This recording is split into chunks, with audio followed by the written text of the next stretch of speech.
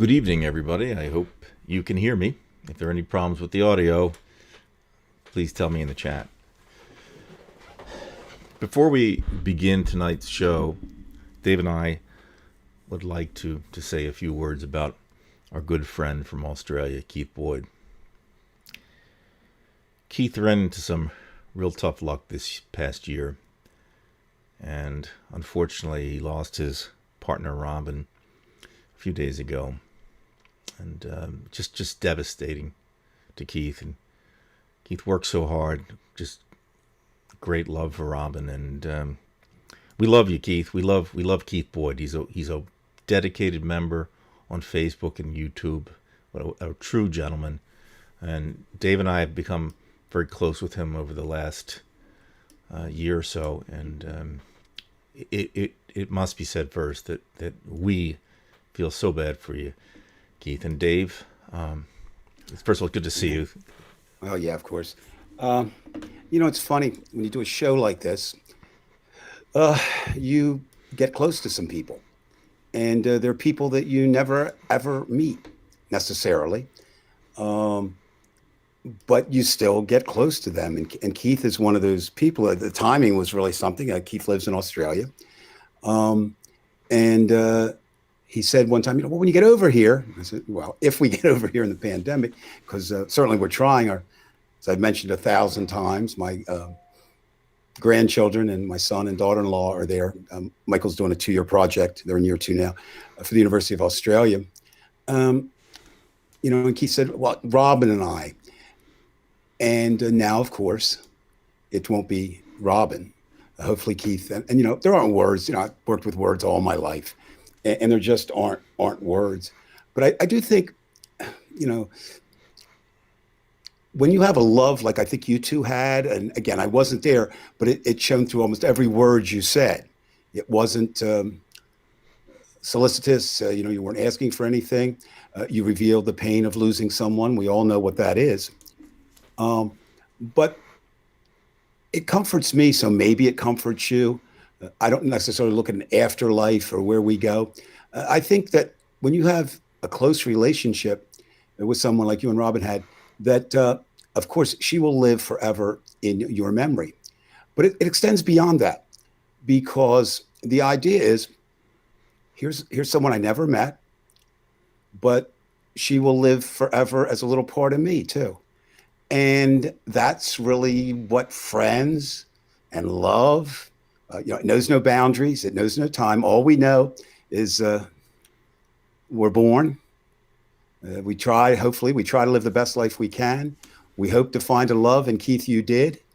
And there are no guarantees how long it'll be, but it sounds like for the time that you had it, it was real, it was genuine. And while we're sad for you, I personally am glad that you found someone like that, where it was never just about Keith, it was about Keith and Robin. Right, well said, Dave. And usually Keith comes in about an hour into the broadcast from Australia. So if I don't think Keith is in right now, because he probably would have responded already. But if he does come in later in the chat, let us know and let him know. Thank you. But Keith is obviously, and we know he's devastated, and it's devastating to hear. And he's tried so hard over the last year to help Robin out. And as Dave said, you don't even have to know the person, but you know Keith.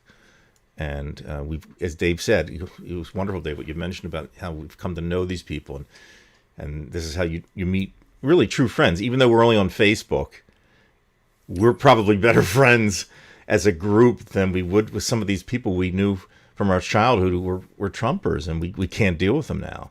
So true dad, as they say in the right. hood. So yeah. So Dave, tonight, and this is for everybody out there, this is a different type of show tonight. So I don't know how to approach this, but recently David and I have been doing some cleaning of house, dealing with propaganda in Fox. Okay, we spent the last 2 weeks bringing up the idea that Fox has been the propaganda arm of the Republican Party, and they've caused so much damage. I mean, you can see right behind me some of the posts that I've made, and it's been continuous, absolutely continuous. And I don't know how to say this, but Dave and I had a long discussion earlier this week, and I was watching a channel that I don't want to say I was associated with, but I wasn't on their show. One of the persons was on our show once, and Dave and I went somewhat deeply into the conversation about the fact that we need to do some house cleaning within rather than the house cleaning outside of the Democratic Party, because David and I, no matter what we want to call ourselves, and Dave himself will say he's not necessarily a Democrat, and I call myself a Democrat because I'm registered as a Democrat. Still, we consider ourselves progressives. You know, wherever we are on that line, we're still progressives. But it's important when we see something that we think is unfair, whether it's through Fox or even from our own house, that we call it out, and not in any kind of mean or vicious way, but in a logical way. So Dave and I thought about it. Should we do this or shouldn't we do this? And we both came to the decision that we should do it. Well, Brian, that's not exactly the way it happened, but Okay. Basically I said no way, and you said do it my way or you're off the show. At least that's the way I recall it. Right, So, right. you know, whatever you want to say, Right. yeah, I'm going to do it. It's something that I would do from moment to moment on the Reality Report, Dave, but it wasn't something that we set up as a show that we did this kind of thing. I've done it with the South Philly Joe channel, that I've done some, parodies, but Wait a minute. You're he's not real? Really? That's good, Dave. I've been writing him for years. I asked him, he wouldn't even answer me. I said, which is better, Geno's or Pat's? He'd say neither. Tony Luke's. I mean, I thought he was real. Right. Well, South Philly Joe's the guy that, Well, anyway, folks, those of you who remember from the Reality Report know that I do those facial things on my phone, and I become an alter ego, that kind of thing. But in any case, we are going to do some house cleaning today, folks. So I hope you'll stay with it. Now, what's going to happen is when I go to the YouTube channel, you're not going to see Dave's face. We'll have the commentary afterwards, but we're going to go from piece to piece and really. Go over. Yes. Are you're going to risk that? Do you know how much viewership will plunge? Okay. Oh, they can stand my ugly mug. I mean, these past shows, maybe. What the hell? All right, Dave. All right. So this was a show that was called The Dive. Okay. And it's a progressive channel. Let me see if I have this here. It's a progressive channel. In fact, I know two of the people, and I've had one person on the Reality Report show, and that was Stevie from West Virginia. One wonderful channel, and she has a channel called Red Economics, something like that. Great channel. But there were some issues that I had with the show, and I said finally, I called Dave, and Dave saw the piece, and we went over some of the things. So we're going to look at some of these things, and this should kind of indicate why we need some kind of house cleaning, or to call it out. I can see already people in the chatter. Don't worry, there won't be any blood here, okay? Uh-oh. Yeah, all right. So here we go. Let's look at a clip here. Hopefully the volume will be loud enough that everybody can hear. If you can't, you'll tell me. We're going to look at a few different scenes, and I think it's important to have some commentary here, okay? Well, anyway, that was horrible. Let's get to Jen Psaki. And before we even get to the material there, he's obviously, this is Oz, I believe, and he talked about Jen Psaki, and I'm, as much as Dave and I joke around, we wouldn't purposely try to bust in somebody's name. I mean, aside from Donald Trump, because it's just not something you F with. You know what I mean? So I'm going to play the clip. They're gonna show a clip from MSNBC. I'm going to skip over that because they're just talking about Joe Biden, but then I'll get to the point that has to be made here. Okay, so let's continue. And David, I know you're there, so just hold on. You know what, Shanda, you brought this, right? Is this? Oh yeah, go ahead and hit play. All right, I'll go. I'll hit play. I'm a little slow this morning, people, so I'm sorry. I didn't have my glutathione. Okay. Seems more and more likely that Democrats shit. will push through the Biden administration's nearly $2 trillion economic relief package. Obviously, they're going. Okay, now we're gonna move ahead to where did I go? Oh, hold on. Am I still there? I'm looking at the wrong screen. Okay, we're gonna move ahead to there was Joe Scarborough talking about the Democratic Party and what they have to do and whatnot, and then the commentary came in here. Okay, and then we'll talk about that in a second. Fight for the business class, period, while succouring their poor base. So yeah, this bipartisanship is code for fuck you guys. We're going to do what we want, and that's just the way it is. And if anybody wants to argue that point, I encourage them to piss off. All right, Dave, I'm going to go back to the screen here with you right there because I do want to argue that point. Let me just get my scenes go back here. Has the right to say. Okay, Dave. whatever Okay, Dave. They didn't get you. Now you're I got on. you. No, Okay. no problem. So I think you Look, catch the gist right off of that I got sentence. it. I got okay. it. I Okay. got it. Look, anybody has the right to say anything that they want. Okay, and that has nothing to do with free speech or the First Amendment. We just have that right. Secondly, shows. It's hard to watch a show and jump right in because they all take on a different flavor. But I would say this. Let me see if I got the quote right here. Bipartisanship is code for fuck you. Right. Basically. Fuck you guys. And hold on a minute here. I'm getting a call from Donald Trump, but he's watching. The I thought that was Joey. Okay. No, it was Donald Trump. Okay. So this idea, and what do you say? Kind of. I'm not interested. If you want to discuss it, I'm not interested. Not in those words, but nice words. So, look, if we're going to criticize the right, and we should, for shutting down and being kind of insensitive, I took those remarks. I don't know any of the people involved, just that way. And you'll hear me say again and again and again on this show and then everywhere I go, there's one basic question. There's only one question as an American you have to ask tonight. Tonight, wherever you are or around the world, you don't even have to be in America, would it be better if Donald Trump were president? Or are you, your country, your family, your children, your grandchildren, the world, the future better with Joe Biden there? Now, I'm not setting up. All I'm saying is every day of my daddy used to say this, every day of the week and twice on Sunday. So I'm going to borrow from my dad, if I may. Every day in the week and twice for Sunday, the man who is now in the White House is incalculably better than the man that was there before. Now, that doesn't mean we have to follow in lockstep with everything he did, but I would pick that comment just saying, okay, I want to jump at that. I do want to take him on. Right.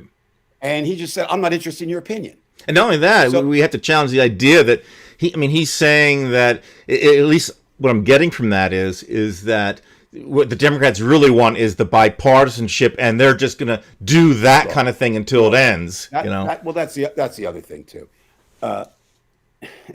I consider myself a number of things, and we all consider ourselves things. It doesn't mean we are. But one of the descriptions I would have is an optimistic realist. The optimism gives me the hope. The realism realizes how to tamper the hope. But I will say this. In any country like America that has a two-party system.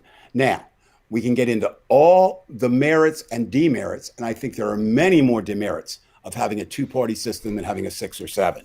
But we don't have that in America. I don't think I'll see that in my lifetime. Maybe my grandchildren will see it. I don't know. And when I say two parties that have an equal chance of winning is what I'm saying. I'm not saying we have multiple parties. So you are either naive or intellectually deprived or completely polarized yourself to say that by its very nature, bipartisanship is bad. Bipartisanship, if it could work, would be the best way to run this country. However, I wish this were original with me. It's not. I read a great piece this week, and basically it said, you can't negotiate with fantasy. And I think right now, as far as I'm concerned, the Republican Party, which is still the Trump-publican Party, still with Donald Trump there, you can't have bipartisanship. And I would challenge Mr. Oz or whomever. Oz is correct. Said, It goes by Oz. whatever. I would challenge them to say, okay, we're 2 weeks in, right? Roughly, correct? Joe Biden ran on a platform of unity, right? And but he's not wedded to that platform. He's wedded, I think, to making America better. And he's got a tough job doing that.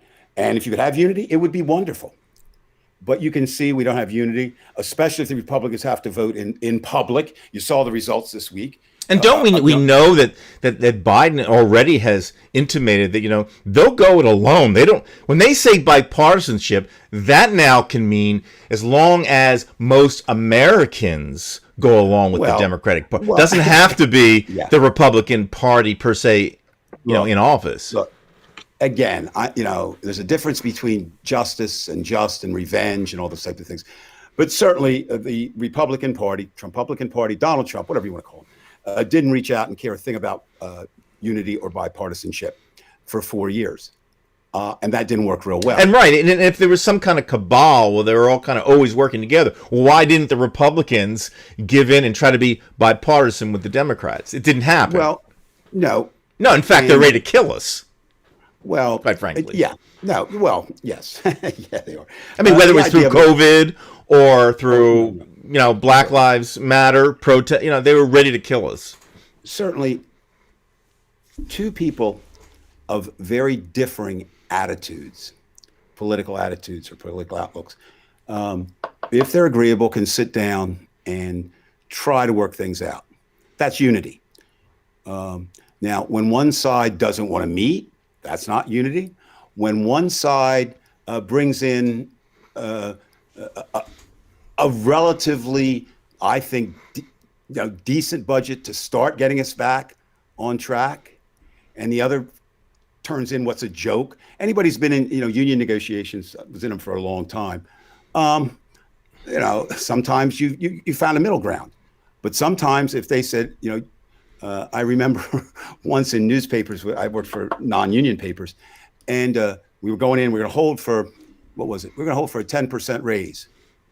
And the publisher, who had the ultimate power, said, well, you got two choices. I believe in choices. You can have a 1% raise or a 5% decrease. Which do you want? And everybody buckled. The idea of it is there was no negotiation. So right now, I think there are two fallacies at play. One being perpetrated by the Republicans. They're calling for unity. They're calling for bipartisanship. They're not interested in it. And the second, from our side, when you say our side, we are talking about sides. It's us versus them. Divided we stand. We have to be patient a little bit, and we can't scream that they're not doing it when the indications are they are. I mean, that doesn't make any sense to me. If Joe Biden were taking the airways, or Nancy Pelosi were taking to the airways, or Senator Schumer were taking the airways and say, look, America, just be patient. We've got to work this thing out because, look, we're looking ahead. No, that's not what they're doing. So I would question, and again, as a former journalist, I know how hard journalism can be. I know how hard writing can be.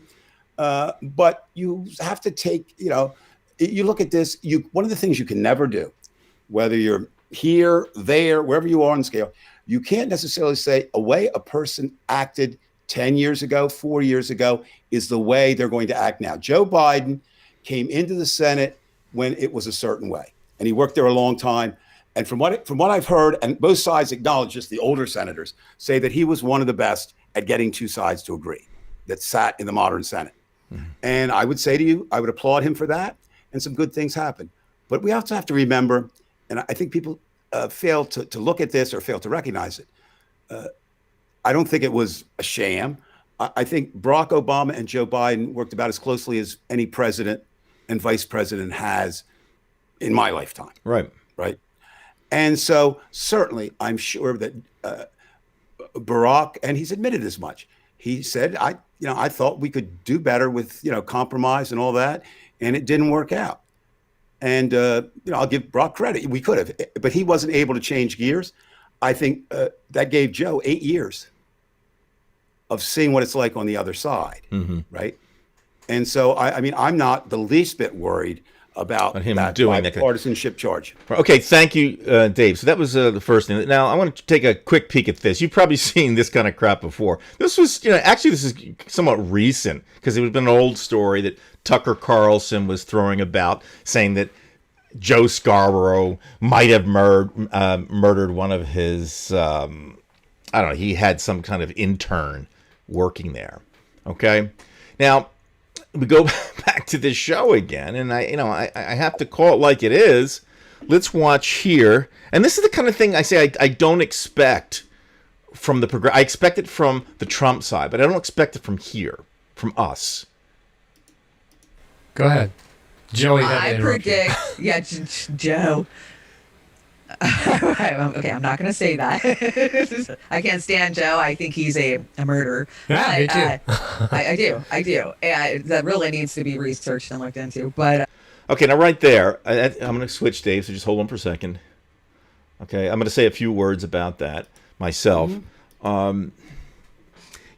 To me, that's being duplicity. I mean, you see what Fox News does.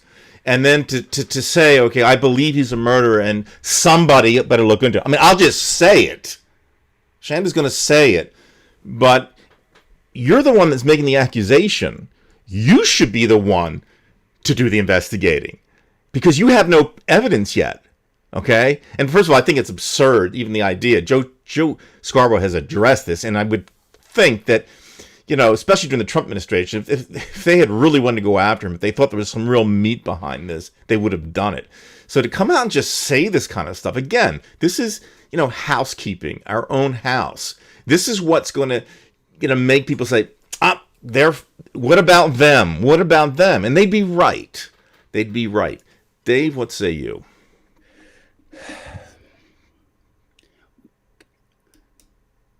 When you're in a fight, and we're in a battle, and I've said this before, so it's nothing new. To me, it's as simple as one of the first battles that came as soon as we emerged out of the caves or crawled out of the sea or however we got here. And there's going to be sides in a battle, and I've picked my side. But one of the things I'd like my side to do, as hard as it is be better than the other side, right? And I think one of the things that I most fault the other side for is they make up things that have no basis in reality. That's bad enough. But then they get people believing them.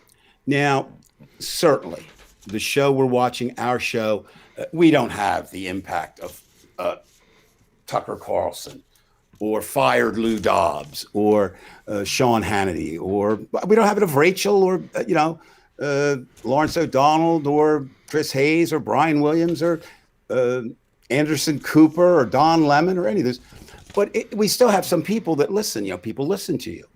And my charge, her name again is what? The one I was listening to? Shanda, I believe. Is it Shanda or Shanda? I think okay, it's I'll call it Shanda. Chandra. I like Chandra better, but I don't know if it could be Shanda. I think it's Shanda without an R, but I could be wrong. Okay, I don't really know her, so no, I'm not asking that. I'm not asking that. I would ask her the same question I would ask anyone if they brought that up. You believe, fine. Well, let's go into that. I want to know what makes you believe that what you just said is true. I don't believe that Joe Scarborough murdered his intern. I can't swear that, but I don't believe it. So don't just say it, back it up with something. And again, just from personal experience, I mean, living in Washington, D.C., my favorite of all of them and they've been very fortunate somebody hasn't been killed out there, is Pizzagate, which is one of the big ones, right? That's where at Comet Ping Pong, where I've been at least 30 times, underneath the basement, or underneath in the basement, there is a cabal that consists with, let me see, how would I say this? I remember what goes on down there. They sacrifice babies and eat their blood to stay young. And Hillary Clinton's down there, and George Soros is down there, and you name it is down there. Well, there's a problem with that story from the get-go. And the get-go is Comet Pizza does not have a basement. And we were told by old-time journalists, and I believe this to be true, if you can prove that any part of a person's story is not true, it throws a shadow over the rest of them. So that's one way to do it. In this one, what would throw a shadow over me for her remark is, fine, that's what you believe. Now, let me know what the facts are that led you to that belief. I'll keep an open mind. But I think that, again, my charge to them is, let's not do what the other side does. Let's not throw unproven allegations. Right, because that's exactly what the other side, we know that. That's what they do. I just posted what Tucker Carlson does. They are quick to do that. And that's what got them in trouble with Smartmatic and Dominion. Now they're in trouble. Well, what's interesting about that, I'm glad you brought that up, Brian. What's interesting about that is, as much as I love the news business, they say once, it sounds kind of overly dramatic, but they say, they don't use ink anymore. But they say once that ink gets in your blood, it never leaves, and it doesn't. So, I want that business to be right and good and just and proper. But notice what I said, that business. It is a business. It is a business. Whether it's a TV station, radio station, an internet channel that goes for profit, or a newspaper that sells it on the street corner on home delivery. And having said that, right, the way to strike back at any news organization is through their financial end. And that's why what is happening with Dominion and the other company is so effective. I want to just bring this up for a second. We're not going to belabor it. How effective is it? Lou Dobbs is on the air Thursday. There is no indication that anything is going to happen to Lou Dobbs. He goes off the show. That is the same day where he is charged in a libel suit. He is dismissed the next day, Friday. Now, Fox News didn't suddenly get a conscience. What they realized is they're being sued too. And they know they're wrong in this case. They are. There's no defense. They won't get, the plaintiffs won't get what they're asking. They certainly have motive. So the reason they fired Lou Dobbs is don't let anybody kid. It's not because they have a conscience. They want to show that they took direct action. Well, a little late there, Bubs. You took direct action when you were threatened, not when he was doing it. And I think that's important to understand, whether you're looking at a show like ours, and we should be called on the carpet immediately, or a show like we're looking at, or anybody that grabs the air. See, the wonderful thing about the internet, it is the greatest tool for democracy ever invented. You talk about one person, one vote. Well, the internet is one voice reaching out to many. Now, just think about this, Brian. I don't know if you do. I do a lot. Prior to the invention of the internet, well, we wouldn't have this show, right? That's we would not have this. Okay. The word would not be out. So what you would do is exactly what happened in the Revolutionary War times until today. You'd go to your local coffee house, right? And you'd spout off your stuff and probably be surrounded by friends, because there'd be a Republican coffee house and a Democratic coffee house, or as there were in the Revolution, a Stay with Britain coffee house and a Let's Break It coffee house. And most of the people you need aren't going to be in either coffee house. So it's great. But there comes with this great responsibility to use it properly. Now, I suppose you could argue that I am at an advantage, having worked for newspapers for 10 years and having been involved, with the museum for 5 or 6, I guess, actually, and being trained in it, and having taught journalism, news reporting 1 and 2 for 5 years at the college level. But still, the idea of it is, the basic is, you shouldn't comment on things that you believe are true unless you can back them up with substance. Right. You have the right to say what you want, but you have the responsibility and the duty, when questioned, to be able to demonstrate that I don't have to agree with their thinking, but I want to know what led them to that conclusion. Right. Now, the next clip, Dave, you kind of answered. So I'm just going to play it for a second, and then I'm going to go on to the one after that. It has to do with the meeting between Biden and the 10 Republicans, saying there was a cordial meeting, and they saw that as kind of a. In fact, we can just discuss that real quickly if you want. I like to see the clip. Okay, I think it's good because I don't know this particular clip. You've seen it, but people out there, it helps them. Okay, let's look at the clip. I'm only going to play about a minute. It's about a minute. Get the flavor. Okay. Yeah, whatever. All right. So let's go back. Dave, your audio's cut off, so just hold on until we get back. I think that the Democrats are gonna cave, and they'll do it in the course of unity and Bipartisanship. Yeah, so they're gonna come in way under. They'll probably come in right about where the Republicans want them to. Stevie, what do you think? I think that this is, they're talking about bipartisanship, and, we had a nice cordial meeting with the Republicans. Because you remember a couple months ago when they did that for the Democrats, right? They have complete control of everything right now. And right now they should be just throwing everything they can in there healthcare, bumping up the living wage. Doing everything that they can while they're in control. But this goes to show, just like they had the chance back when Obama first got in office, that they won't do anything. And all right, Dave, I'm going to push us right back. Wow, there's a lot there in that 1 minute. Yeah, see, there was more. There was a lot packed in there. Brian, you don't need more. Let's look at this. Okay, and it did relate to what you said, but there is more in there. Yeah, no, absolutely. Okay. But you get an idea. Like now, I'm feeling these people don't understand realistic politics. It's not even that. Okay. First of all, and I like Stevie. Stevie, you were great. But stop it.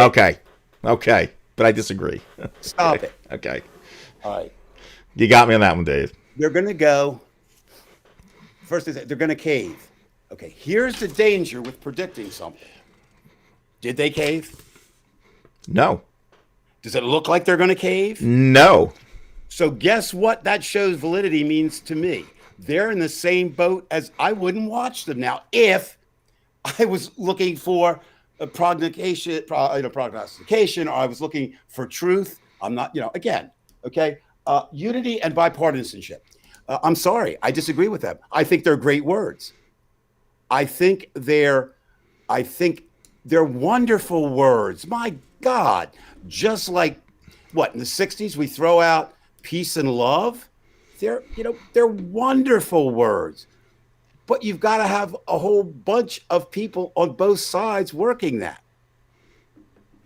So they're not nasty words, you progressive people with your nose stuck up in the air. They're great words. We go on. This is something else that drives me crazy. Well, we saw from the Obama years, and this is your girl, Stevie. I'm picking on her. I don't care. I would bring her on the show. I'd love to talk to her. I'm sure you said she's very nice. Stevie, here's the problem with that. That's the past. Okay. Now, you've heard me say a number of times, my favorite saying about the past is, but I don't use that one. I disagree. Those who don't remember the past are condemned to repeat it. I don't think that's true. I don't think the past ever repeats.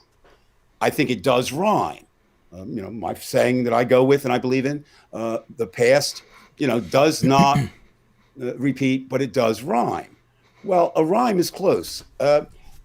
I just gave you a reason, and I think one of us will play out. Stevie seemed to think that it's just going to be like the Obama years. And I'm going to say at this point, judging on 2 weeks, that I think Biden learned a lesson. Right, with those executive orders. Now, the time will play it out. And again, this is something that it's a pet peeve of mine. So, I'm going to go off. It wouldn't matter if it was this show or any of us. I make predictions on this show. Okay. And I can be wrong, but I try not to be and back them up. And Brian, it's not about me. I'm just talking about how you make predictions. Okay. Did I pretty much say that I thought that Joe Biden would win? Yes. Okay. Did I pretty much say that I wasn't that worried about the Supreme Court because of John Roberts Yes. on a political issue? Now, that surprised me that it was 9-0, but it was still there. I think I said too, and I'm not the only person saying it, I think I said too that the most dangerous time would actually be between November and January 20th. And that turned out to be true, I think, right? Yes. And now you and I, and I'm not saying, we disagree on this, we weren't. And then I said, but now the problem becomes exactly what I see happening. People want what they want today. Now, let's get real cliched here. Rome wasn't built in a day. I mean, I used to hate that. Rome. Well, of course it wasn't built in a day. But think about this. And when I say you, Brian, I'm worried because you keep looking down. I think you're, doing those things again with yourself that your therapist said, please don't, because it's bad for you. But anyway, you're not even paying attention, so it doesn't matter. What happens? My therapist. I don't have a therapist, but that's okay.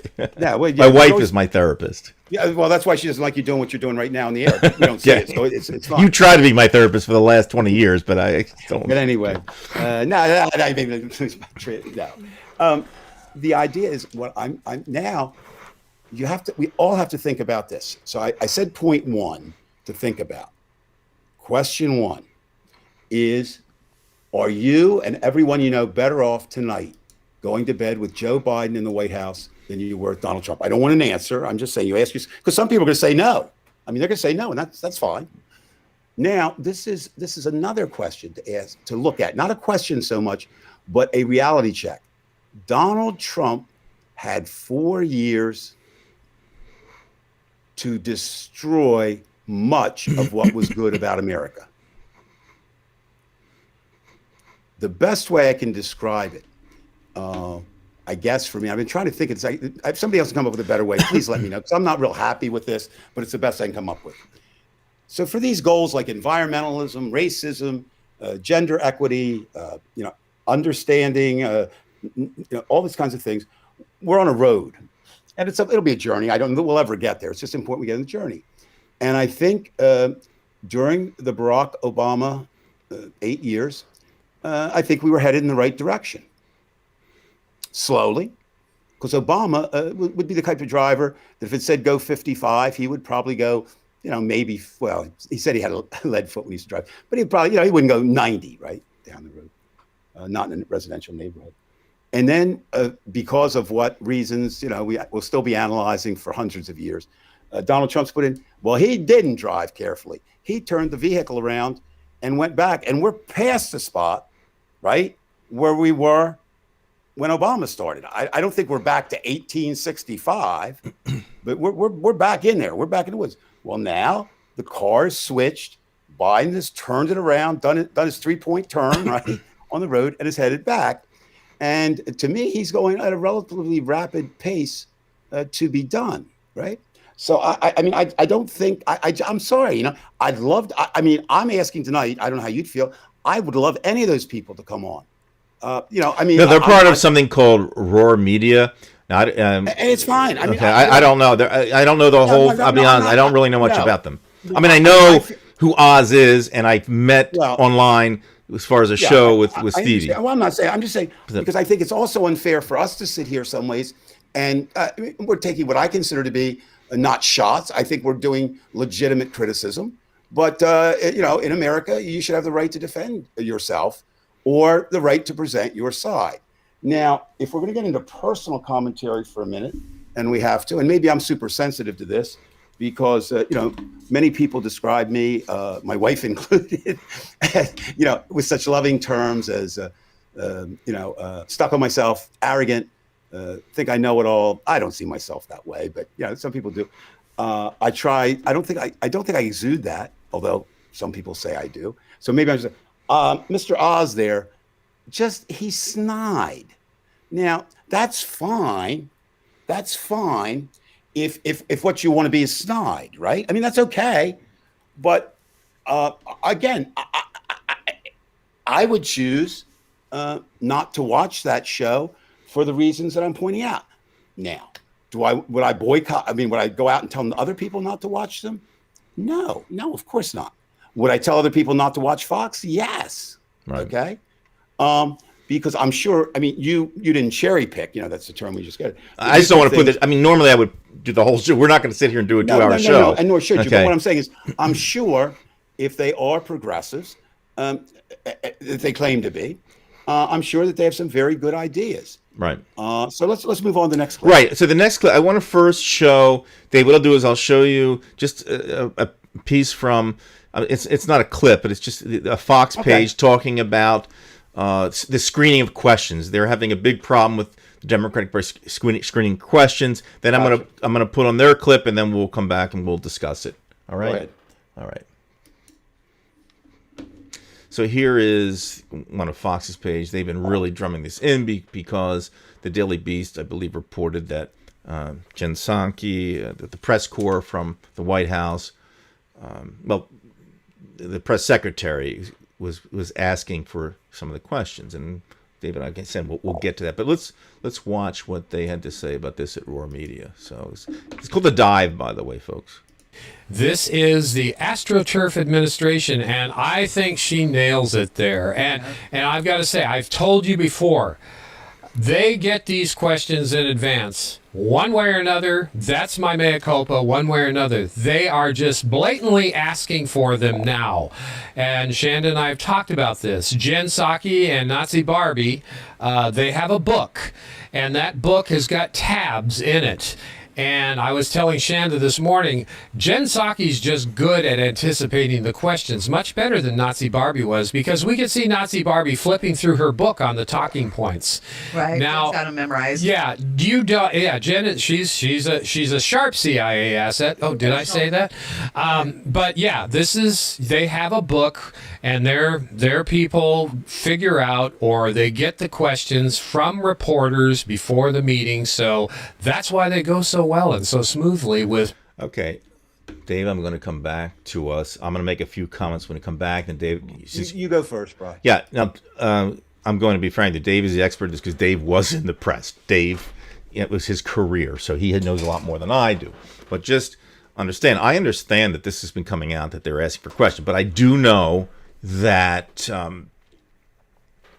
it's not uncommon for like the press shop to be constantly emailing different agencies within the United States questions ahead of time, because there can be questions that are regulatory questions, obscure questions, questions that don't send you around in circles, or you have to punt on the questions for its time. So like, I get it. It's not a rule that they have. They're asking them for the questions so they can be prepared. So it's not like I don't think what they're doing is trying to avoid the gotcha questions. I really do think it's an earnest attempt to answer it, and I think she does. Now, either that or she'll say, I can't answer it. But I don't think it. Now, Dave will be able to clarify this, but I don't think it's unusual for them to email questions constantly to the government agencies to try to get answers. Lots of emails. And this is the press corps doing it. They are the ones that are doing in many cases. So, although I get it, and I don't necessarily think you have to close it down and say, oh, you've got to give your questions ahead of time. I don't think this is such a bad thing. Yes, Oz is right. They do have a tab there with a notebook, and it was very unnerving for me to watch Kayleigh McEnany, going through that, because she knows what she wants to say.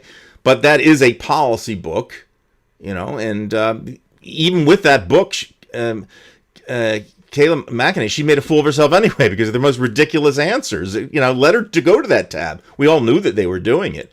But I think that perhaps getting into this realm of not being able to answer the question, get the circle game going, you have to punt each time because you don't know. Sometimes it's best to get the questions because they seem to do it themselves. But I'm a newbie at this, so to speak. Dave, I'm going to let you take care of business here. Okay. Well, I could go for 3 hours on this, so I'll try to keep it under 2.5. No. The idea of it is, first of all, when you watch a press conference, if you think you're getting news, you're crazy. Okay. It's not what a press conference is designed for. A press conference is pretty much designed for the administration to tell you, what it's doing or its plans, and then for reporters to ask some questions that the kind of follow up. Now, there's so many things within journalism. Okay, one of the criticisms of the White House press corps is somewhat valid, and it was valid of me when I covered city government. It was valid criticism of me when I covered county government. It was a valid criticism of me when I covered state government. I never covered national government. That's one thing I never did, or one, not the only thing, but one thing. And what happens is you have to have a working relationship with the people. So it's not adversarial, or you don't want to make it adversarial unless you have to. Now, if you're just a general, person watching this, you say, "Oh my God, they're working together." That's kind of the nature of how those things are. But understand this: good news organizations have investigative reporters that are working, and that's where the stuff is really revealed. Okay, that's where it's revealed. So, for example, if you have unlimited time like I do, and have no life like I do until this pandemic ends, go back and look. I think it's very informative to do that. Look at the press conferences during the Watergate that Ron Ziegler had for President Nixon, and basically everything's good and everything was hunky dory. Well, Bob Woodward and Carl Bernstein were doing a hell of a job out there finding out that it wasn't. So that's the real. I mean, it's a balance. To expect investigative journalism at a press conference is naive at best. Once in a while, it will happen. Now, remember, here's something else, and it's just the nature of the business. Okay, and I got accused of it, and I had to go inside myself from time to time. In order to get stories from sources, and newspaper people don't make shit up, despite what people say, you have to have some kind of relationship with them. And then as soon as you get a relationship with them, it gets harder, because there are times we say, well, if I say that, on the minor stuff, I'll give you one personal example. I could give you dozens, but some town, Brian, where you now live, I was covering it for a period of time, and they had a police commissioner, and he and I were good friends. I mean, we didn't know each other going in. We became like really pretty good friends. Now, one of the things reporters do, or did, I don't know if they still do it, I assume they did, we got our best stories after hours. Okay. So what I want to do, Brian, you're a city councilman. I know you're working on a project. I want to find out more about it. Brian, you want to go out for a drink?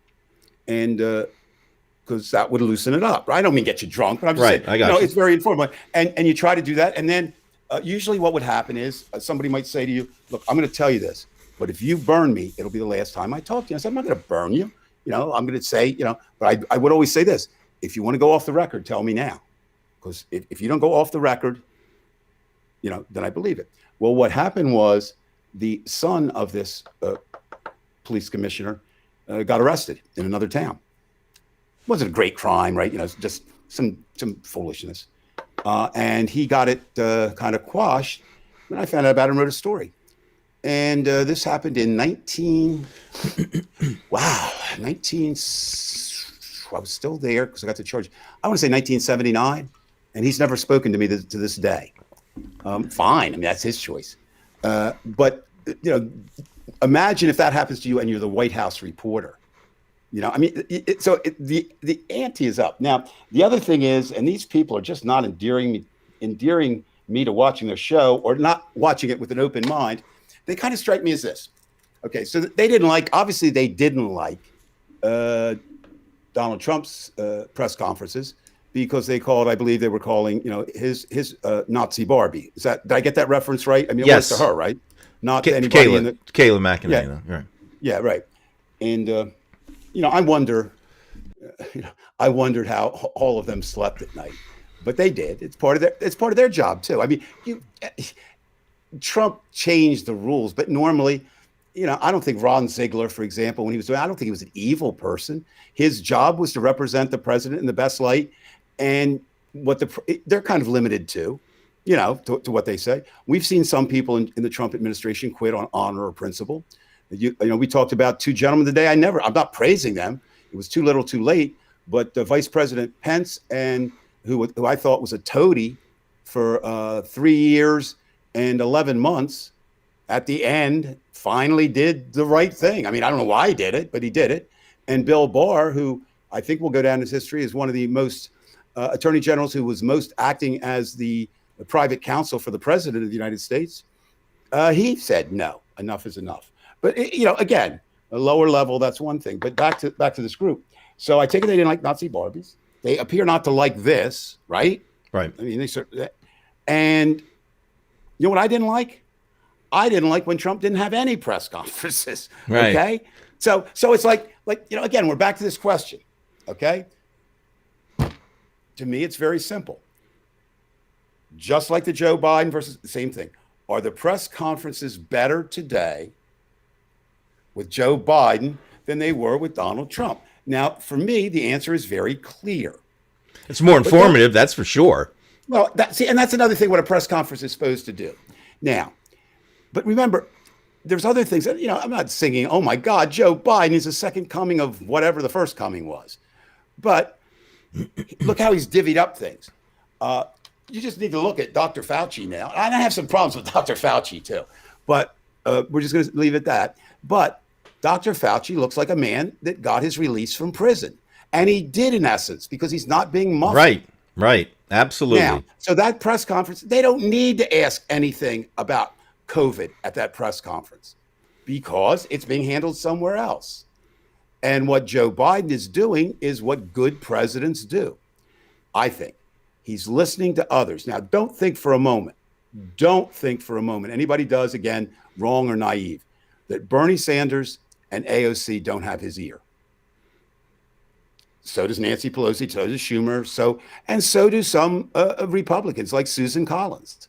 They share something, they go back, but he certainly didn't let his friendship with Susan Collins say, well, Susie and I are friends and we're just going to go. No, they're looking at it. So I would ask the, what do they call it? Roar Media. The dive. Okay, the they show. Seem to be taking a bad dive here in not liking any press conferences. So again, my question would be to them, okay, you don't like it?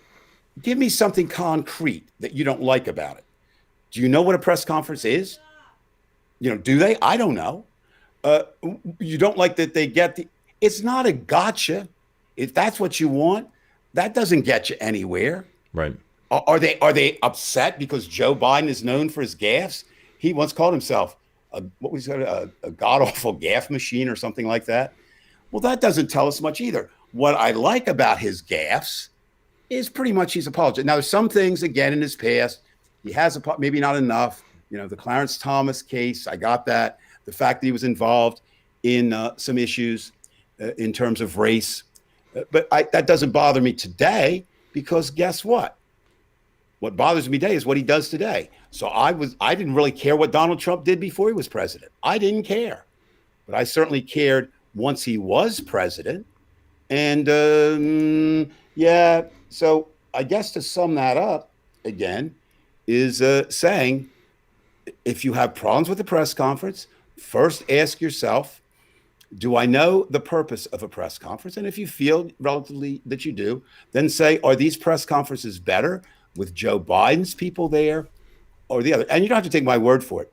It's funny, it's just how these things are timed out. The other night, my wife, whom I love dearly, she's gotten in the habit of watching as many of the 4 hours of MSNBC, Chris Hayes to Rachel, passes it upon to Lawrence O'Donnell, passes to Brian Williams.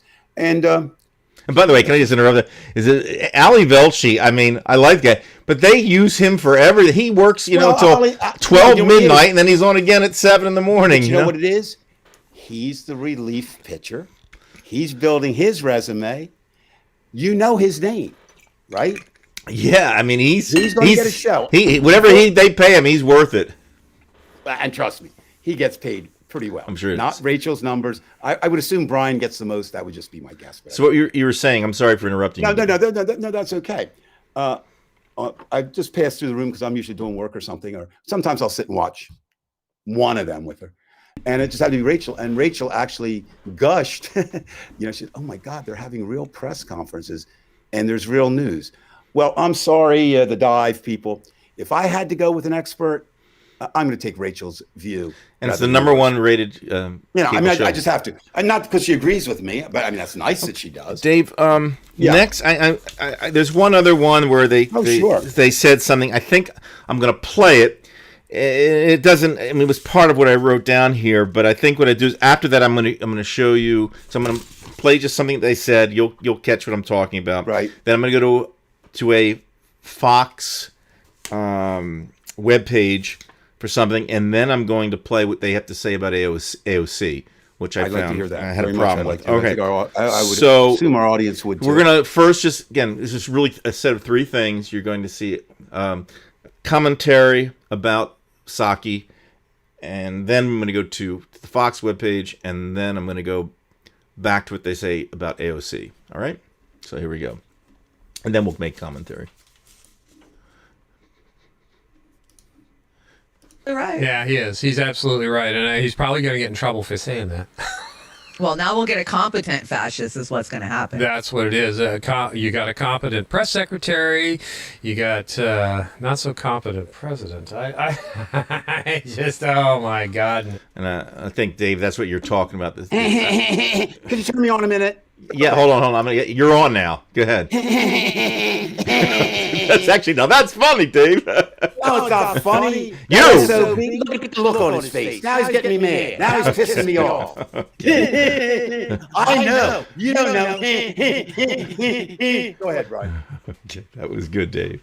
That was good. Okay, so let me go. Yeah, I got that.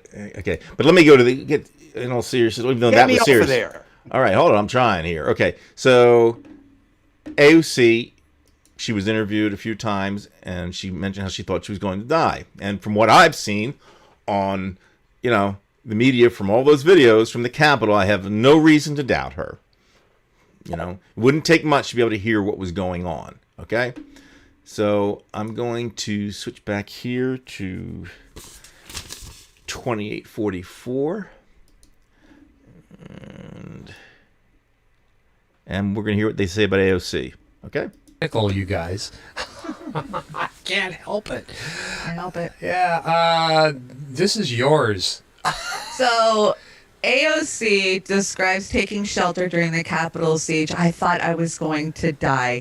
Katie Porter recounts how she and AOC hid in her office during the January 6th insurrection riot. I'm a mom. I'm calm. I have everything we need. We could live here for a month in this office. And she said, I hope I get to be a mom. I hope I don't die today. And Ilhan Omar says, y'all stop invalidating AOC's experience because you aren't hearing about the experiences from other members. Everyone deals with trauma differently. Her stories are validating for so many of us with similar experiences, and she is showing people that she is vulnerable in strength. Stevie, come on. Man, I don't even know. I can't even put anything past her anymore. I mean, she is just so, it's all about her. All about her and her. Okay, Dave. This one I'm gonna start. And I know you've got a lot to say on this one, and I keep going back to Russia on this. And I'm sorry, Dave, I'm gonna have to do it. I experienced the coup in Russia. I know Russians. I mean, I saw what was going on. I saw the danger. Brian, may I interrupt you just for a second? Sure.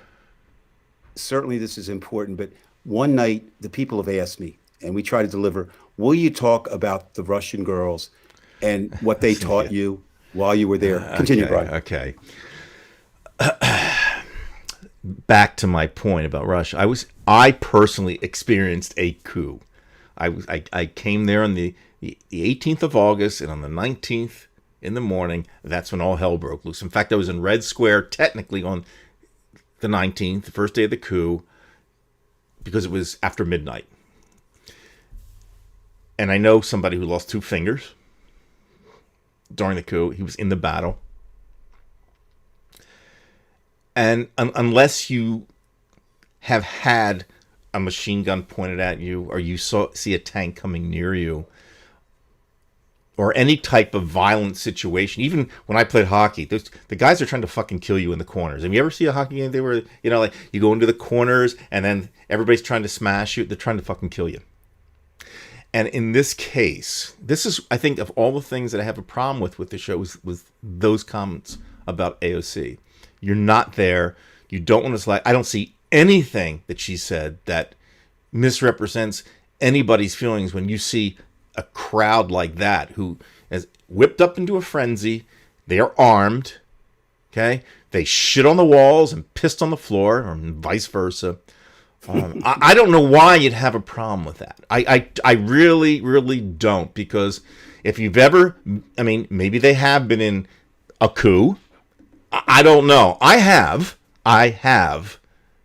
over there in that son of a bitch of a tough situation in Russia, and I know it's frightening. It's worse than going in the corners in hockey. It's worse than going in the corners, because at least at the corners you're going to get hurt, but you know you're going to get back up and you're going to go to the bench. When you got a guy in front of you with a machine gun, or you have a tank in front of you, you don't know. At the moment, you don't know.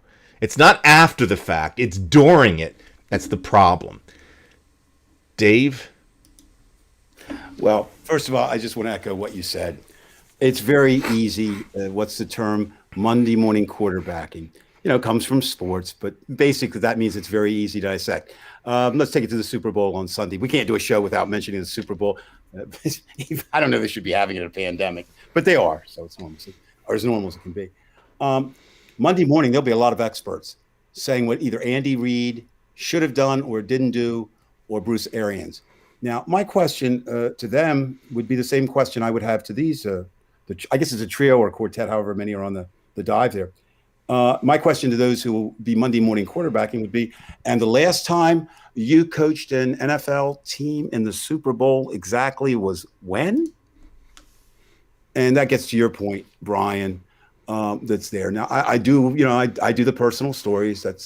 And so I'm going to run the risk of being accused, like they accused AOC, of it being all about me, which isn't what it was. They completely misread it because it's all about them, but we'll save that for later. A couple of situations that I've been in that were relatively scary. As a reporter, one time, it was a Saturday morning. And back then I had things to do on Saturday, unlike now.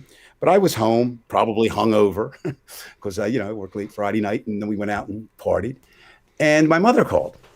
And it was, not strange. My mother called. She says, David. I said, what? What's going on in town? Like, like, Mom, I'm a reporter, but I don't know everything. She said a friend of hers is just coming through Bridgeton, and there was all kinds of police and roads were blocked off. So I told Jude, I said, I'll be back. And so I jumped in the car. And, Brian's not far because you live in the same neighborhood I did. And I drove down and I got to Commerce Street. I'm saying that for Brian. It was right. That was blocked off. So I pulled over and I knew the officer. And he said, I can't let you by. And I said, well, what's going on? He said, I can't tell you that. And I said, well, okay, you can't let me. How am I going to find out? He said, well, I'm facing this way. If you walked over on the other corner and kind of walked down there, I might miss you. That's that code that you work out, right? So he could honestly say, I didn't let him by, right? Which he didn't. So I did. And as I got down, Brian, you know where the gas station is, across from the bakery there? Yes, absolutely. The Riggins Bakery. Right next to that, for those who don't live in Bridgeton, who haven't had that pleasure yet, right next to that is the county courthouse and the jail. Yes. Okay. I have no idea what I'm walking into, but I see, and I just stopped for a minute. There's a police, an officer with a guy behind him like this, right? And he has I thought it was a knife to his throat. And I'm thinking, you just don't know. I mean, I'm not worried about myself. And all of a sudden, Brian, these shots just rang out. And man, fortunately, there was a car there, and I dove under that car and hugged that tire because I said, I can go back and write about this. Now, the simple photographers are out there shooting, right? Because that's what they do. Well, come to find out, it was a jailbreak. It was pretty bad. They shot the guy. Had they not shot him dead on the spot, of course, he would have killed the hostage, who was an officer of the jail. He would have gotten in the car, and he would have driven off and probably killed another person to get their car, and how many knows. So while I was never in any danger, it is confusing. Okay. All right. The other one is, Brian, I think you might have been there. We were one of the first schools, and I think Rachel's tuned in tonight. I don't know if any other former Yeah, teachers she is are. there. Yeah. Anywhere.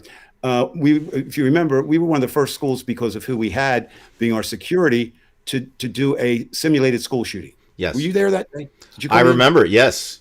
Yeah, well, The It noise. was voluntary. It was voluntary, and so they gave us all roles to play, and nobody knew what was going on. My role was I was just an observer, and I was stationed in. This is for Brian, but then we'll explain why I'm saying it. I was stationed in Upper Sea Hall, and my job was just to stand there by the doors and record anything that happened, while I was there. So I was not involved in it in that sense. And I'm kind of joke. I mean, you joke about it. It's kind of that relaxation, gallows humor. But I'd never been in that. And all of a sudden, you hear the shots. Now it's a simulation, right? Right. But then you smell the cordite. Right.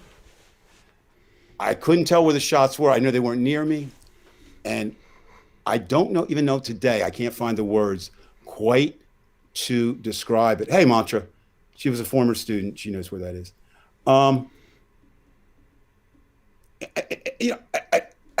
You're telling yourself, it's not real. It's not real. And all of a sudden, coming at me, not at me, but where I was standing, were armed officers going in and kicking doors in. And basically what had happened was when they called us all back in to the auditorium, I think there were about, because students, we're all volunteers, students and stuff. And what had happened was they had a shooting in the office. And I don't know whether it was 3 or 4 killed. But the shooter wasn't captured on didn't know if he got away and all that. So, and I remember, Bridgeton's a tough place. It's my home.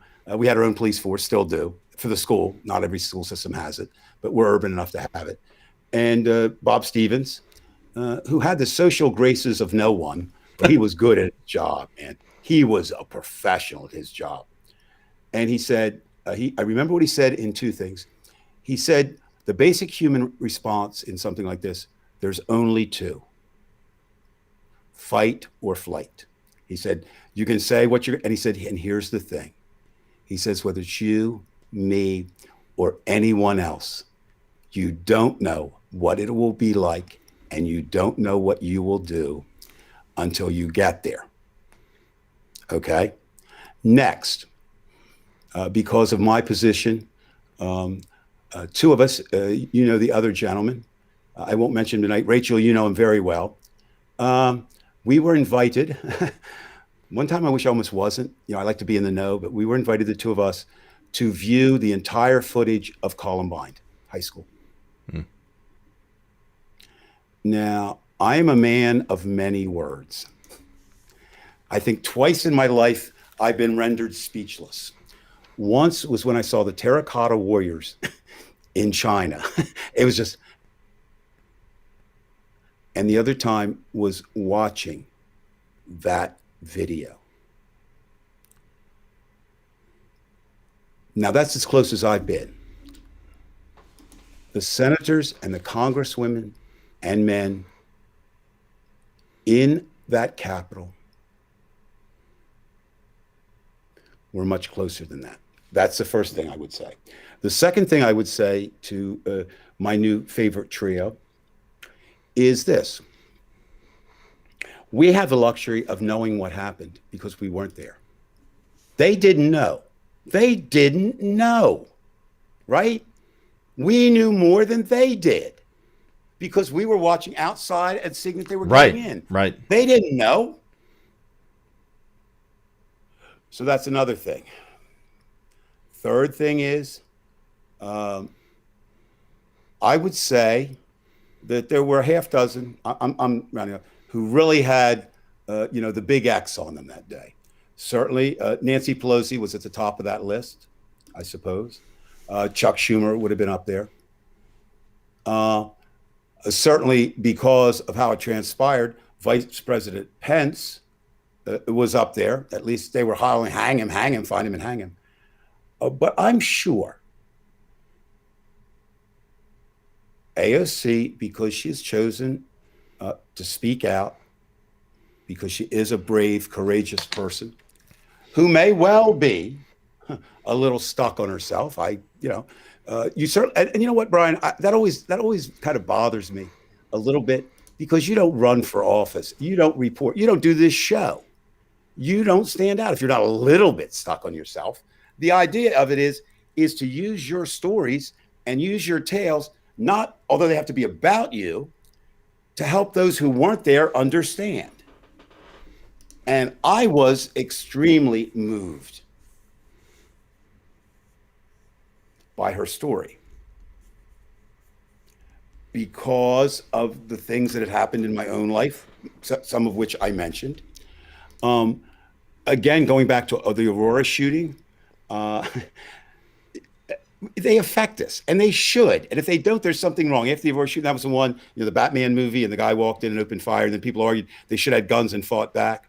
Yeah, okay. No, right. Yeah, like the Jewish ghettos. They should. Yeah. Well, the Jewish ghettos didn't have. I mean, they actually did a hellacious hell of a job holding them off as long as they did, right, with pitchforks and Molotov cocktails. I think they had one or two guns in the whole ghetto. Yeah, in the whole place. But the thing is, the point of that is that for a period of time, I still went to the movies, but I was always looking for the exits, right? I mean, so we live in this type. Now, I'm sorry that the Republican Party and so many of them do not understand the danger of guns. They don't. And gun collectors don't. Well, apparently the channel there doesn't, because and that's, you jumped ahead. See, you're getting to be a good student, okay, young Padawan. You started to listen to old Yoda here. Old Smeller. Smart he get. Listen to me, he must. Okay. The idea is, you're exactly right. They don't understand it, obviously. Now, we all get moved by certain things, and it's funny how the show and just life comes together.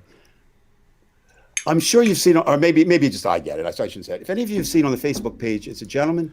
It's his little son. He's in a superhero's costume, who was killed in Columbine. Do you ever get that on your page? He started a national movement, and it's out. Okay, well, I get it, and I've seen it. Oh, I don't know, hundreds of times, maybe. And today, I don't know why. I mean, we didn't know we were doing this segment. I mean, I didn't know what we were doing. But it just hit me that I think his name was Dylan. I think I should. I don't. They killed him. Okay, but by they, it's all of us who didn't do enough to do something about guns, and it's not just one thing. Regulate. Brian, you've taught for a long time. I taught for longer. Rachel, you're out there. You taught. We pretty much know the kids that are really troubled, right?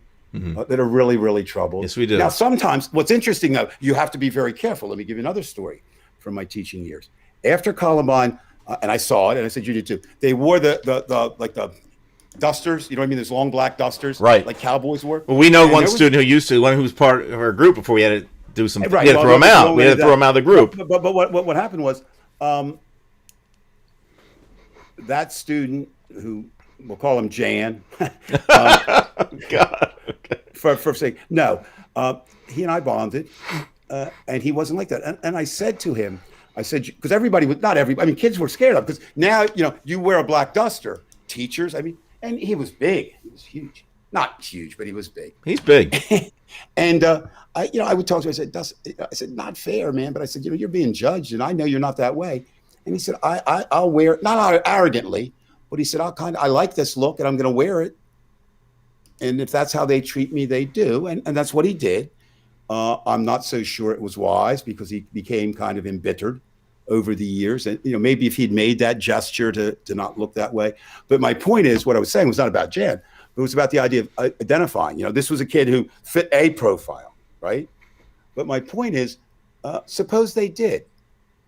Rach, you and I predate this, but I'm pretty sure I know a couple of teachers who did the right thing and mentioned the kid, and it's supposed to be in confidentiality. And he says, called Billy down and said, well, Billy, Mr. Price said, Jesus, after that happens once, Right. Never happened to me, but I mean, once it happened, I'm not going to do that anymore. So I think, again, saying that what's the name again? The Dive or the Drunken Dive or the Dive Bar, whatever the hell that show is. Man, they are acting like, okay. So that's what Human's saying here. I think that's essentially what he's saying. Because he's talking about innuendo and Fox. He's seeing. Yeah, I agree. Man, put that up there again. HLS, I'm sorry. You got to show me your picture. Send it to me. I'm going to interrupt for 1 second, Dave, because I didn't know the Dive until it's through the original channel, and I had mentioned that the person who had the channel, actually I'm friends with on Facebook, said something to the effect that, and I'm trying to remember exactly what she said, but she said something like, and a lot of those things that Rudy Giuliani said in those hearings was true. And that's what freaked me out, because that's when you had... Brian, he did say things that were true. He said, my name is Rudy Giuliani. And he farted. No, right. My name is Rudy Giuliani. That was about it. But he did say no. Look, you can't... Look, again, I don't... And you can't... You see, you can't say that kind of stuff. You can't... Because Rudy Giuliani is so crazy, and that woman, who was the woman, her name? The one that was portrayed... Marcone or something like that. Oh, yeah. Melissa Marcone, whatever her name was, because they kept going back and forth. It was just so ridiculous. And then to say, well, a lot of those things, I think they're true. I mean, Rudy, what he said was bullshit. Now, here's the thing. Now we'll get to the essence, and maybe we can move on the last few minutes onto something else. But this was good. Very, very good. So I'm gonna conclude with three remarks in general that sum up how I feel. Number one, if you're going to fight on the side of right, the good and the right, you have an obligation and a duty to be as good and right as you can be. That does not mean, I'm sorry, Jesus, if he were a real person, by saying, turn the other cheek. He's a far better person than I. In real life, Martin Luther King, when he was struck, down south by that redneck black-hating cracker and didn't strike back, Martin Luther King was a much better man than I will ever hope to be. I don't mean, I don't mean that you have to love your enemies, but you have to try to rise above them. And what I saw tonight on that show did not rise above what I consider the other side to do. That's the first point. The second point is... It almost sounded like it was a conservative Fox News, for the exception that they did take a few shots at some Republicans. Again, I'm not defending, I'm just saying, what we saw was I would need to watch 5 or 6 shows, and actually I'm going to do that. Because I made some things tonight. I just want to see if I'd be the first one to say, I was wrong, because we don't have enough. Okay, right, we're cherry picking, but it's not only that. It's not only that, Brian. It's the same as trying to say, why don't we better with the virus? I mean, in terms of the scientists. Well, it's new. It's and they don't have enough data yet. They don't know how does it affect you 10 years down the road, because we're a year down the road, right? Take care, Kim. So, again, but I'm just saying, and I would need to know, A, is that a representative or just a small sampling of what they do on that show? And if it's what they do, I'm not really appreciative of it. Thirdly, you may be disappointed when you see it. I'll just say that much. I'm going to keep an open mind. But keep an open mind. I would expect others to do that, so I will do the same thing. Thirdly, I would say this. I don't know what the purpose of their show is. And, I don't know what the purpose is. There's many purposes. You could be entertaining. You could speak to a specialized audience that feel like you do. But certainly, I would have the same questions of them that I do have, if they're a news channel, what they're trying to do is get at the truth and the news, they're going to have to do a lot better job than what I saw tonight. Now, the last is very snide. It's a very snide comment. And Jesus Christ would not make it. Even though his turning the cheek, I don't think he did that with the money lenders outside the temple. No, he didn't do that. That's a straight. And certainly Martin Luther King wouldn't do this. And many of the people that I admire wouldn't do it. Dick Gregory, John Lewis, who's I used to say living hero. I can no longer say that. Morris Dees is another one of mine that I really admire, although I understand in his personal life there's not a lot to admire, but for his stands against... By the way, they're going to be live in the Human Says in 36 minutes. You got your chance, Dave. I'll be there. I'll be there if we're off. Now, They might be talking about you tonight. you know what, Brian? That would be fine. See, I mean, they have every No, right Dave to doesn't do care. that. Dave doesn't give a shit. I know I Dave. mean, I really don't. I mean, I would like to have them on this show. I might, I'm not going to invite them without your permission because, ladies and gentlemen, Brian gives me a script and I just follow the script. So Right. I Everything wouldn't Dave said tonight was my Yeah, it was script. scripted. I worked for 8 hours last night on the So script. what happens? And ladies, Especially when he goes after me. these look like just regular headphones. They're not. They have shock in them, like you have a doggy shock. And if I go off topic, and Brian does it.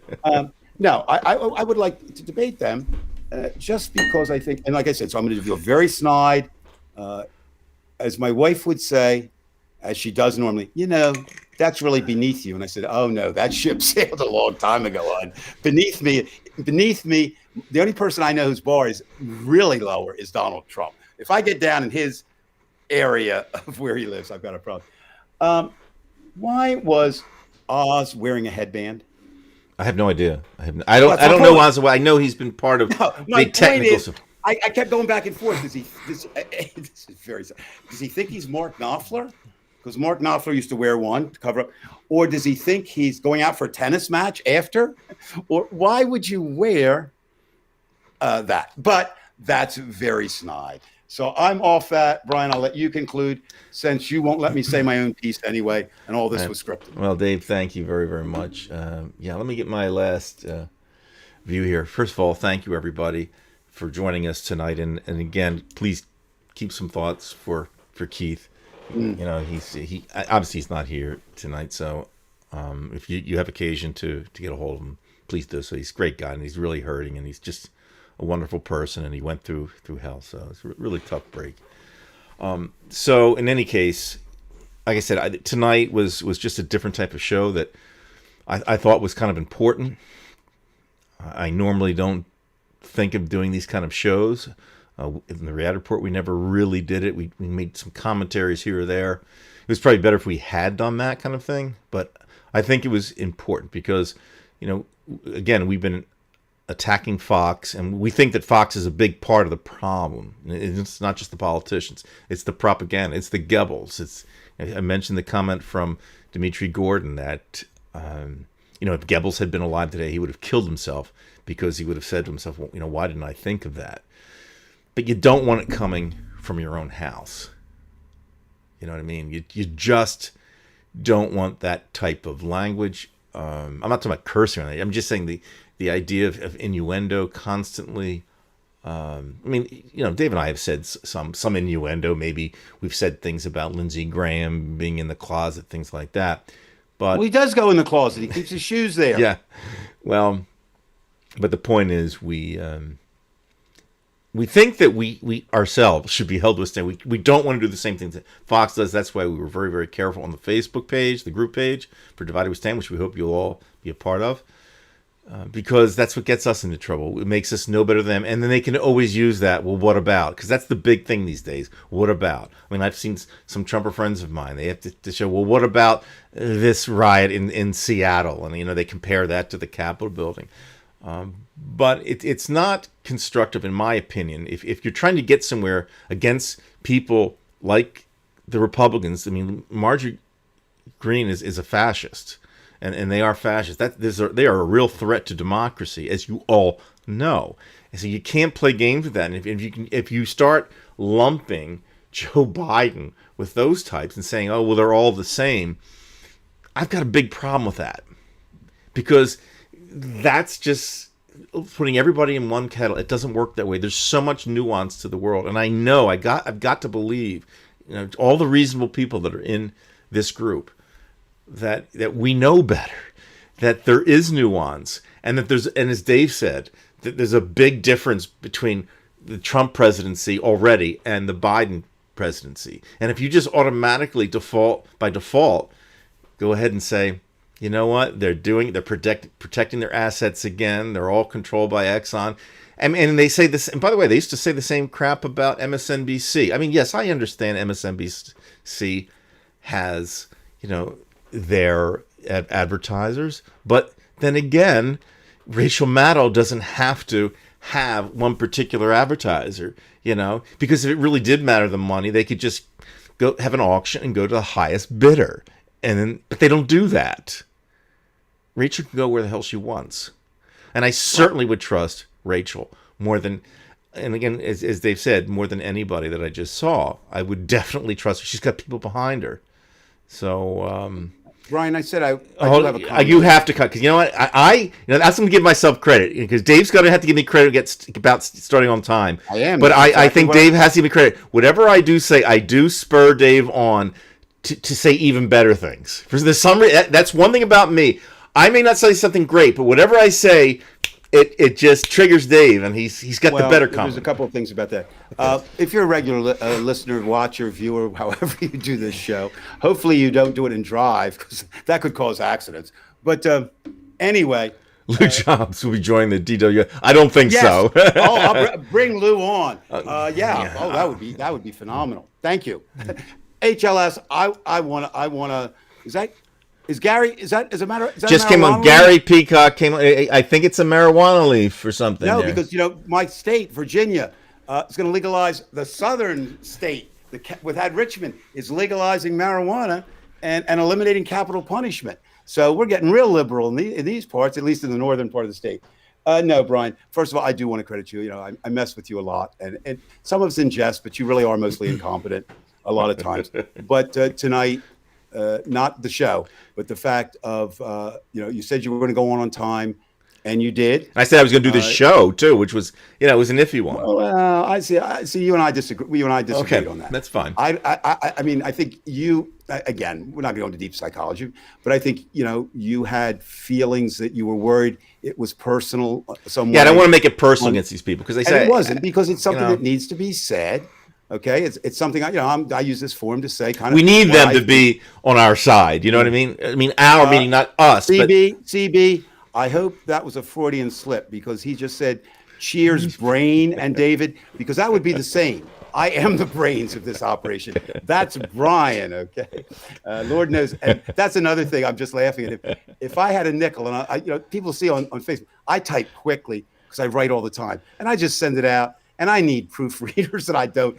And I go back, like if I check it, somebody make a comment on. I have written brain before when I was a kid. I used to accidentally write brain all the time. Well, that's the only time. I'm sure you spelled your name wrong before, by accident. No, but that's okay, Brian. Well, you have an easy name. Well, that's true. CB says he's stoned. Now, you're stoned. Well, come on down. That's a wonderful thing. Now listen. Here's where the only objection I had, and as I said, you were perfect, except for one thing. Before I came on, and that's usually what happens when you're unchecked, you said, check us out, right? If you remember. Facebook page, check us out. Yeah, you said yes, that, yes. okay? Right. Now, that's a good message. But I'm going to ask the people, because remember, this is the night for me to show how low I can go. You're the Jesus Christ of the show. You're the Martin Luther King of the show. Okay. And I'm just an old guy who doesn't have anything to do. I would use the check this way. Send me a check. I don't care how much it's for. Just send me a check. I mean, Donald Trump, as much as I talk bad about him, he sent me a $600 check. And I want to finish. Damn it. Hold on a second, Brian. Talk to the people just a minute, because I do want to finish with something. I got something for us. But just talk for a minute. It'll only be a minute. All right. I'll talk for a second. I went down to the Bay today, and I took some nice photographs. How do you like that? You saw an opening video, by the way, of my drone from last week flying all the way out to Ship John Shoal Lighthouse, which I've never seen anybody do that by a drone. And I just made it and back. Check it out on my channel, Drone Art. It's on YouTube. It's good stuff. It's just music. Brian, Brian, I'm And you sorry. like it too. You actually Well, no, like Brian, my what I channel. was thinking, I didn't. I thought when you talked about drones, it was this show, and you just kind of drone on and on. And oh, you're talking about the flying thing that takes the good picture. Right, right. All right, here we go. Can you see this, Brian? This is my. Let's put you on. I'm going to actually Okay, on full center you. screen? Yeah, I want to yeah, get you. and watch because I'm trying not to get the reflection, but we're going to get a Yeah, bring her up a reflection. little bit down, and you're good. Yeah. All right. So I got this in the mail. I'm very honored. You can notice these pictures on it, right? And you can get Fiberglass this, head.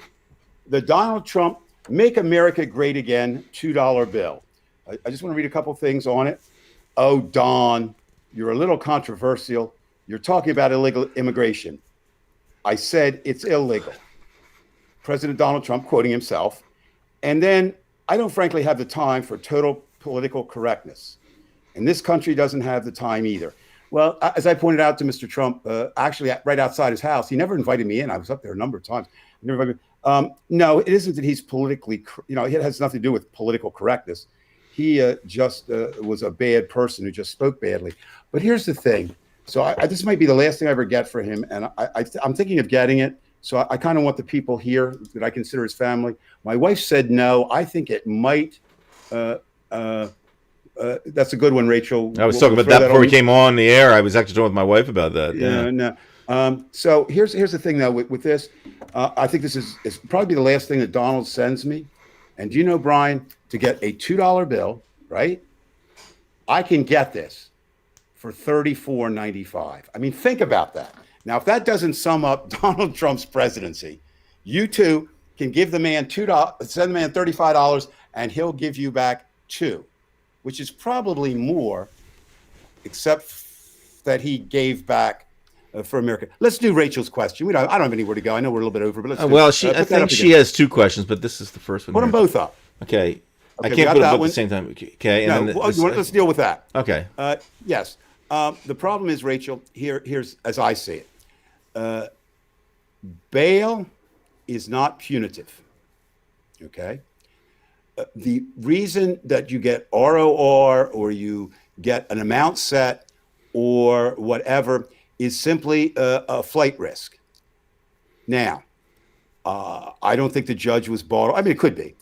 What a judge usually does in those cases, for example, could she stay down there?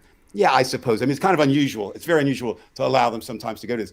But I would assume that she has family that she's going to return to. Now, the other thing is, the last I knew, and I'm pretty sure it still exists, we have an extradition treaty with Mexico. So if she were to hide out down there, we could go in and try to find her. It would be more. Wish they work. could find Kyle Rittenhouse. Apparently, they can't find him. Well, well, there's another example. Okay, again, I'm sure.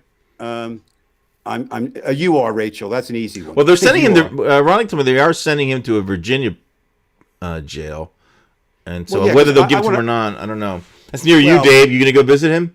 You know what? I'd love to interview him. Yeah, Chewbacca. I'm serious. Yeah. I love to interview him.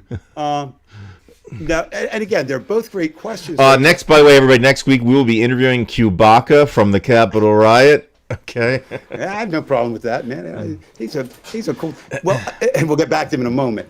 But what we're saying, like you look at the system, and it's really hard to understand. Now, that's bail. Okay, that's bail. Now, with your buddy, which is one of your personal peeves, and I agree with Mr. Rittenhouse.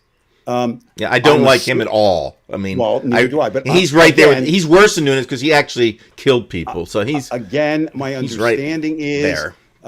His bail was posted, but there were some conditions. Okay, and he has violated the Right. conditions of his bail. Now, I assume, I mean, look, how independent can he be? His mom drove him to the protest. Right. I mean, come on. Look at Chewbacca. Wasn't Chewbacca apparently living- she's still breastfeeding him. Well, no. Wasn't Chewbacca living with his mother? I Yes, think. he had another And- job. He was. and- He's and like. they had- Remember that show called Get a Life with Chris Elliott, where he has he lives with his parents. He lives in the backyard. He has a paper route. And he has a tree house. That's essentially what that guy is. And the head of the Proud Boys is living with his mom. What is that crap? Get out of your house, you lazy son of a bitch. So what I'm saying is, I mean, I think again, Rittenhouse is what, 18? Is that correct? Something like that, yeah. I mean, I think he's legal age, to be charged, but just there. So I'd like to let him play hockey with me, and I think I can make a comeback, and I'll let him go in the corners, and then that thing I was telling you about. There you are, Brian. There's your revenge again. Yes. Look, he will not. Look, let it. I'm not saying. Look, okay. He did some good in this sense. I have no idea why the two people had to die, but he is another example of why we must clean up America's police force. Okay? Giving that son of a bitch water, like they did a lot of things, okay? High five and everything. Yeah. Speaking of police forces, they have a tough job. And I think we should criticize them when they do wrong. And I think we should say when they do well. And actually, there was a great column today, if anybody, of course, Washington, D.C. is my town, but we saw it nationally. Colbert King, who was a black columnist. And what do you say in full disclosure? Yes, we know one another. We've talked on different occasions. But he wrote a really, really good column. He's been very critical of the police. But he said at that riot, 2/3 of the Metropolitan Police showed up. And Sicknick was a trumper, but he still did his job. No, but I'm saying these were people that came, even some of them not ordered, right? They just knew it was there. And King said, and I thought this is an interesting thing, and maybe just lost in the shuffle, that nobody, Democrat or Republican, has thanked them, right? Now, maybe again, not in defense of them, not the Republicans. There's no defense for them. But maybe they're just caught up or whatever, or they're just saying we need more time to look. And we'll get back to the Republicans next week, folks. Okay? Oh yeah. No, we just had some house cleaning today. Well, we wanted to do Fox News, and we did that, and we'll come back to that again. Yeah, we're not done with Fox News. I mean, they're a constant battle. And it just so happened we ran into sort of a leftist version, right. If you will, of Fox News. And so I think it was important that we did that. Again, we're not above this. If you see those criticisms, Brian won't do anything about them because he's always convinced that he's right no matter what he does. Dave is our public relations and marketing manager. If you have to contact Divided We Stand, please contact David Price in Arlington, Virginia. I have no problem. But the idea of it is, it's a joke, but seriously. We do this show, or people that do this show, or I write all the time, and we know what we're trying to do, but it doesn't mean we accomplish it, or it doesn't mean we do it in the best manner. So we, always, trust me. Nobody likes to be, publicly criticized or privately criticized or whatever, but it is a way that you grow. But that was so that. So Rachel's, I think we answered. Did we? I kind of cut us off abruptly. Yeah, we've got everything covered. Done? Everything's done. All right, good. Ladies and gentlemen, we tried tonight. We were close. We were trying to go for 90 minutes. We got over 90 minutes. We did. We made it. No. I mean, I meant we wanted to be under 90. Because that's what we're trying for a 90-minute show, and we would have been. But here's what I want to do, and I mean, Brian, we don't always. Well, it might have been that somebody talked a little bit longer than expected. Well, remember, Brian, you stopped and you came back. Brian, the reprise, it's like Voodoo Child reprise. Brian, look, I excuse you when you do that. I mean, I don't feel bad about it. It's your show. You should be able, even though you make no sense, you should be able from time to time to talk. No, what I wanted to say is we came back on for the comments is what we did, really. Right. And we want to try to get to them. Something else that I would always suggest, if you have a subject, Rachel actually sent a possible subject to us, and I told her that I would work on it privately. So Rachel, I'm going to do it publicly. Okay. She was concerned, as Judy and I, or a number of people are, we're in the group now to get the vaccine, and it's not available, or it's really hard. So our CVS today said, so Rachel, please, and anybody else out there, check out your CVS. Again, here's the thing the Biden administration said. They said next week we'll begin distributing to pharmacies. And indeed, our CVS said next week they expect to get it. And they said, just, keep apprised of it and sign up. So Rach, I would start maybe hitting a. Wait a minute. Chad got his today. Chad, you're 14 years old and you're weird. At Rite Aid? You sure, Chad? Chad, I would have gone down to Rite Aid. I was at Rite Aid today, actually, and I didn't go in there. I'm not questioning you, but I know you very, very well, Chad. Are you sure that wasn't an STD protection shot? Are you absolutely sure that was? It wasn't for STD. It was for COVID. I'm just asking. He admits it. He said all true. I know, Chad. Chad's a good guy. He's a real good guy. Real good member of Divided No, We Stand.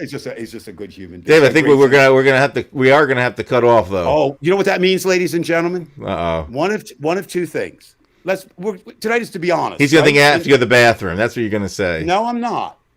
You think I'd be that childish to say that? No, I'm not gonna do it.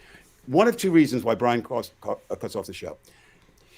I don't want to say he's cheap, but his hours are limited. He keeps mentioning, "Well, I can't do this with our hours." So that's one. That's true. I got hours. I got only so many hours left. The second thing is he'll hear something like this. Listen carefully, folks.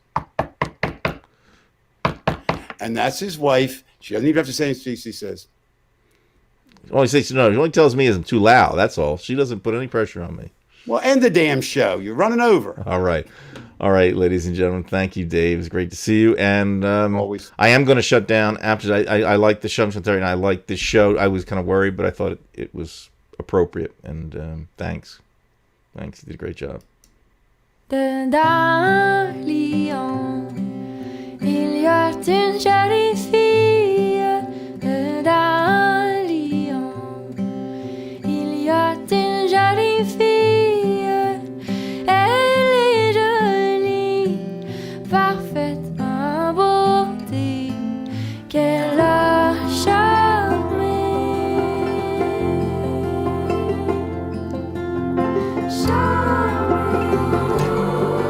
Elle a charmé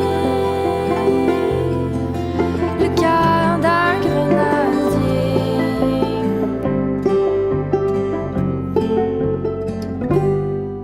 Bon grenadier, amène-moi dans ta chambre. Bon grenadier, amène-moi dans ta chambre. Oui, dans ma chambre, je t'emmènerai et je te donnerai.